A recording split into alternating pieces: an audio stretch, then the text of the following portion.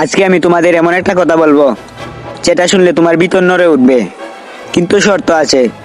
এই ভিডিওটা শেষ 30 সেকেন্ড না দেখলে এই পুরো কথাগুলি তোমার কোনো কাজে আসবে না।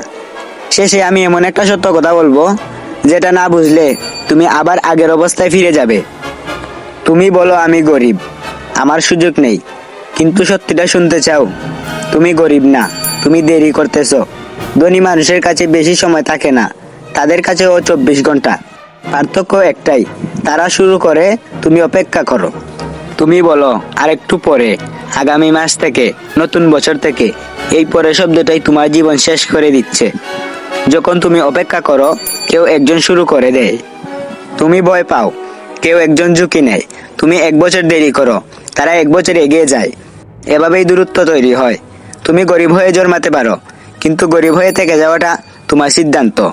তুমি কয় ঘন্টা মোবাইলে নষ্ট করো, কয়বার কাজ শুরু করার আগে হাল ছাড়ো। তুমি সুযোগের অভাবে পিছিয়ে নয়, তুমি সিদ্ধান্তের অভাবে পিছিয়ে।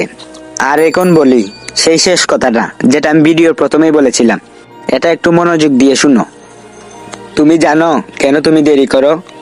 কারণ তুমি ভাবো আমার সময় আছে, কিন্তু সত্যিটা হলো তোমার সময় সীমিত।